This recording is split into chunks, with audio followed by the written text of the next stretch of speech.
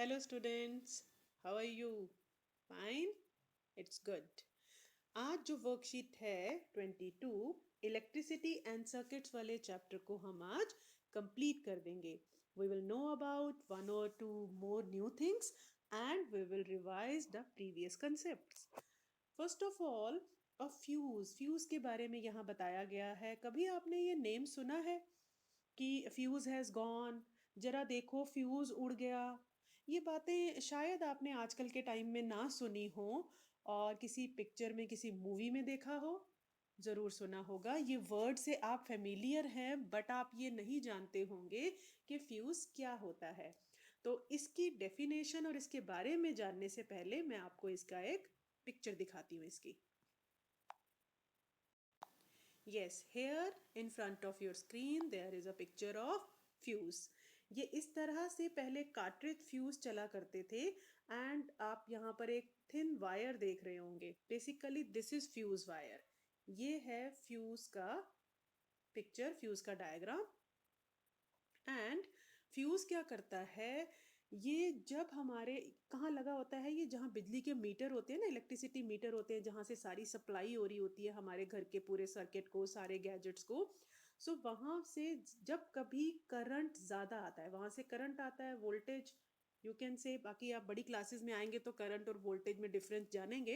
But जो current आता है हमारे घर के सर्किट में, वो इस फ्यूज के थ्रू होकर के आता है. फाइन. अब होता क्या है, जब करंट की वैल्यू थोड़ी सी बढ़ जाती है, more than the desired limit, जब ज्यादा करंट हो जाता है, तो ये वायर गर्म हो जाती है, हीटअप हो जाती है एंड इट ब्रेक्स अप. ये टूट जाती है. और ब्रेक्सअप होने से क्या होगा, सर्किट ब्रेक हो जाएगा और आगे वाले सर्किट में आगे वाली वायर्स और गैजेट्स, हमारे घरों के जो गैजेट्स हैं, उन तक करंट नहीं पहुंचेगा. ये सर्किट ब्रेकर है. Fuse is a circuit breaker. अब आप बोलेंगे मैम ये तो सर्किट को ब्रेक कर रहा है, फिर ये किस तरह से हमारे लिए यूजफुल है? ये एक यूजफुल और यू कैन से एक सेफ्टी डिवाइस है. बिकॉज अगर ज्यादा करंट पीछे से आता है, और बेटा ऐसा जो ज्यादा करंट वाली सिचुएशन होती है ये फ्यू सेकंड्स के लिए ही होती है. कभी पीछे से ना वोल्टेज ज्यादा हो जाती है, करंट की सप्लाई थोड़ी सी ज्यादा हो जाती है, but it takes place, it happens for 1 और 2 सेकेंड्स. बहुत मोमेंट्री होता है. बट उतने टाइम के लिए भी सपोज करो कि फ्यूज नहीं लगा हुआ, सो हमारे गैजेट्स में ये हायर करंट आ जाएगा. और जिस भी चीज में से करंट फ्लो करता है that thing becomes heated up. वो गर्म हो जाती है, वो तार, वो गैजेट. कभी आपने हाथ लगा के देखो, बहुत देर से टीवी चल रहा हो, बहुत देर से आप रिमोट यूज कर रहे हो, वो भी गर्म हो जाता है. तो जिस भी चीज में से करंट फ्लो करता है वो हीटअप हो जाती है. सो अगर ज्यादा करंट आएगा तो वायर्स ज्यादा हीटअप हो जाएंगी और वो इतनी हीटअप हो जाती हैं कि हमारे गैजेट को खराब कर सकती हैं और उन वायर्स में आग भी लग सकती है, वो इतनी हीटअप हो सकती हैं.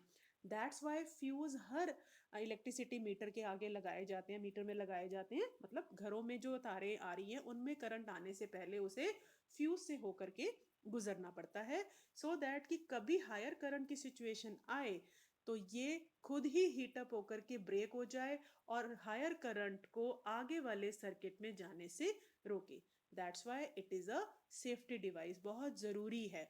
और फ्यूज चलते थे पहले, बट फ्यूज का ही जैसा कंसेप्ट है, जिस फंक्शन पे फ्यूज वर्क करते हैं उसी फंक्शन पे आजकल हम फ्यूज की जगह एक और चीज यूज करते हैं.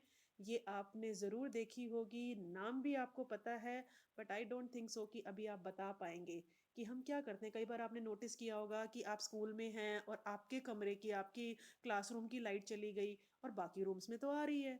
घरों में भी कई बार क्या होता है कि 1-2 कमरों की लाइट चली गई या किचन एरिया की लाइट चली गई, लेकिन बाकी एरियाज में लाइट आ रही है. क्योंकि होता क्या है कि हमारे जितने जैसे घर बड़े होते जाते हैं, जितनी बड़ी बिल्डिंग होती जाती है, तो उसमें 2 कमरों का सर्किट अलग हो गया, किचन एंड बाथरूम का एरिया का सर्किट अलग हो गया, बाकी जो और रूम्स हैं उनका अलग हो गया. सो अलग अलग सर्किट होते हैं, तो हर सर्किट के साथ एक फ्यूज लगाया जाता है. फ्यूज जैसी एक चीज जो फ्यूज की तरह काम करती है, मैं अभी उस चीज के बारे में आपसे बात करूंगी. सो वो लगाई जाती है एंड हमें तब पता लग जाता है कि पीछे से तो लाइट आ रही है, बट इन दोनों रूम्स के या इस पर्टिकुलर एरिया के सर्किट में कहीं कोई प्रॉब्लम है. जरा अब उसकी पिक्चर देखते हैं, उसका डायग्राम, उसकी पिक्चर देखते हैं जो मैं दूसरी चीज की बात कर रही हूँ, एज अ फ्यूज जो चीज वर्क करती है। Yes, here it is. ऐसी चीज आपने जरूर देखी होगी, देखी है ना? ये क्या है, पता है ये क्या है? ये है, हाँ बोलोगे आप, yes ma'am, it is MCB. ये बिल्कुल फ्यूज की तरह काम करती है। जैसे मैंने अभी आपको सिचुएशन दी कि कहीं दो कमरों की लाइट चली गई या हमारे क्लासरूम की गई, तो हमें मैम बोलती हैं या हम फटाफट से क्या देखते जाते हैं, एमसीबी, कि हमारे एमसीबी, हमारे कमरे का जो एमसीबी है वो नीचे हो गया है ना? और हम जा करके उसको फिर ऊपर उठा देते हैं और लाइट वापस फिर से आ जाती है रूम में, है ना?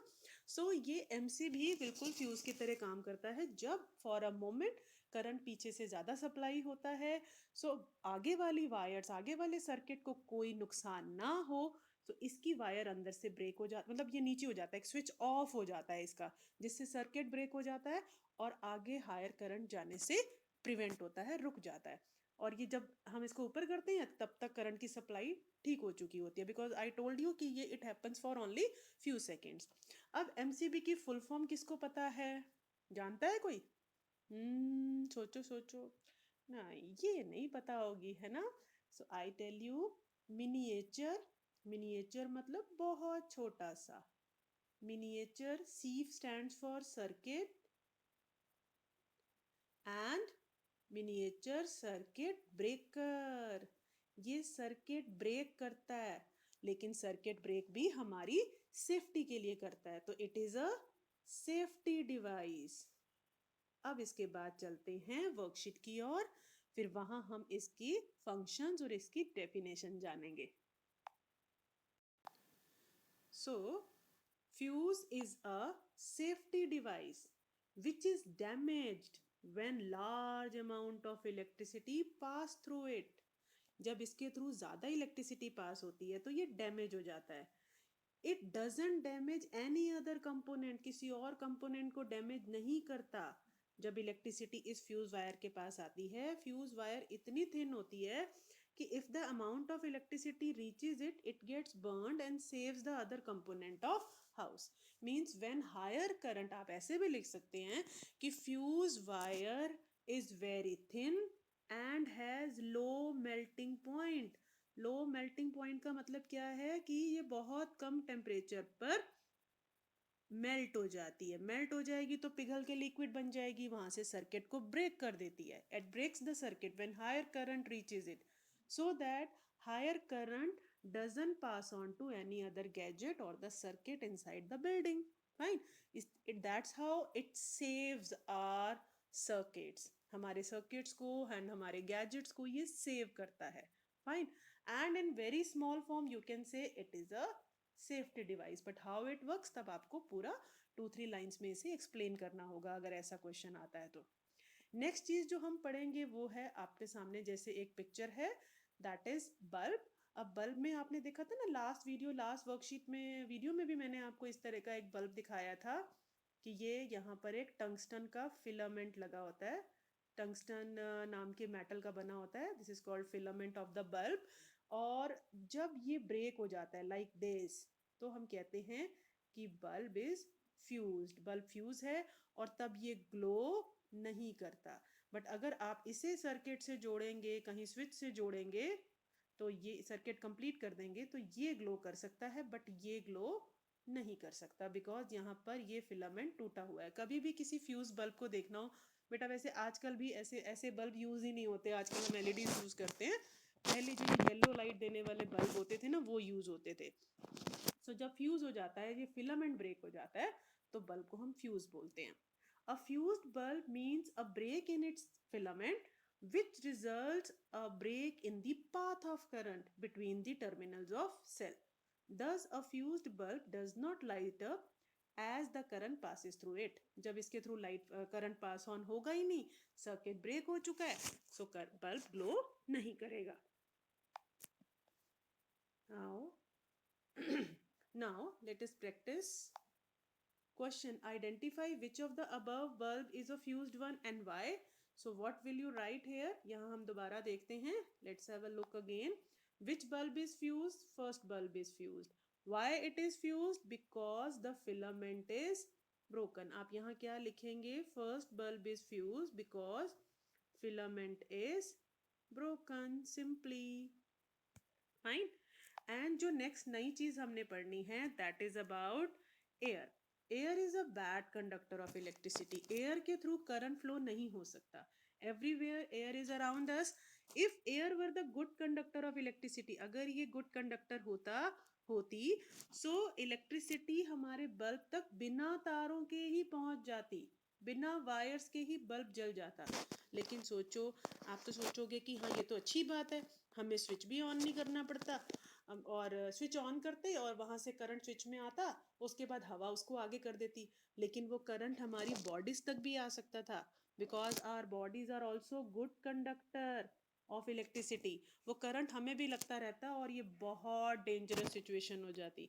तो अच्छी बात है, इट्स गुड कि air is a bad conductor of electricity. वो गुड नहीं है, वो बैड कंडक्टर है. फाइन. तो कोई बात नहीं, हम वायर्स यूज कर लेंगे, लेकिन हमें करंट नहीं लगना चाहिए, है ना. चलो अब हम क्वेश्चन आंसर्स डिस्कस करते हैं. ये आप पिछली वर्कशीट्स और वीडियोस में देख चुके हैं, इन क्वेश्चंस के बारे में जान चुके हैं. And now we will be revising them. तो सबसे पहले सिंबल्स की बात करते हैं. बहुत इंपॉर्टेंट है ये, बहुत बार एग्जाम में पूछते हैं और बहुत इजी भी है. First of all the symbol of, draw the symbol of cell. तो यहाँ हम वायर शो करेंगे, फिर एक लंबी लाइन, एक छोटी line, and then again connecting wire. जो लंबी लाइन है ये प्लस टर्मिनल है, और जो ये छोटी लाइन है ये माइनस नेगेटिव टर्मिनल है. Now what about battery? Battery में 2 और मोर सेल्स का ग्रुप होता है. सो हम एक लंबी लाइन, एक छोटी लाइन, एक लंबी लाइन, एक छोटी लाइन, एक लंबी लाइन, एक छोटी line, 3 cells and with the connecting wires plus and minus. Now bulb. Bulb को कैसे शो करते हो? Like this. ऐसे भी शो कर सकते हो, और इसके अराउंड ये ऐसे सर्कल भी बना सकते हो, या सिंपली आप ऐसे भी शो कर सकते हो, जैसे सर्कल बनाया और उसमें ऐसे. फाइन. और अगर ग्लो करवाना है तो इस तरह से आप इसे ग्लो करता हुआ दिखा सकते हैं. स्विच ऑन, ये हो गया बेटा आपका स्विच ऑफ. ये ऑफ वाली सिचुएशन है जिसमें गैप है. और स्विच ऑन के लिए क्या करेंगे आप? ये वायर, ये यहाँ से इसका एंड दूसरे एंड से ये ज्वाइन होगा. फाइन. ये दोनों आपस में टच होने चाहिए, तब हम कहते हैं स्विच ऑन. अब ये मैच द फॉलोइंग करते हैं. What is a switch? सारे आप ऑप्शंस पढ़िए. तो इसमें आएगा स्विच क्या करता है? It either breaks or completes the circuit. Filament, filament की अभी हमने बात की. It glows when the electricity passes in it. Third, insulator. It does not allow electricity to pass through. Battery, a combination of cells. Conductor, allows electricity to pass through it. Cell, a device which converts chemical energy into electricity. Cell जो है वो एक ऐसा device है जो chemical energy को electricity में convert करता है. सो यहाँ से आपको डेफिनेशंस भी मिल गई. ये फिल इन दी ब्लैंक्स की फॉर्म में भी आ सकता है, मैच द फॉलोइंग भी आ सकता है, ट्रू फॉल्स भी आ सकता है. किसी भी टाइप से इनमें से बहुत सारे क्वेश्चंस बन सकते हैं. सो ये भी काफ़ी इंपॉर्टेंट है. एंड ये तो मोस्ट इंपॉर्टेंट है, symbols most of the time पूछे जाते हैं. सो कैसा लगा आपको ये चैप्टर? ये सारे कंसेप्ट बहुत इंटरेस्टिंग लगा होगा, है ना, क्योंकि ये चैप्टर है ही हमारी, देखो, डेली लाइफ से रिलेटेड है. इनमें से बहुत सारी चीज़ें हम यूज़ करते हैं, हम देखते हैं. और अब तो इस चैप्टर को पढ़ने के बाद हमने बहुत सारे रीजंस भी जान लिए हैं, है ना. सो आज ये चैप्टर फिनिश हो रहा है. And in the next worksheet, in next video, we will learn about new chapter. Till then, good bye.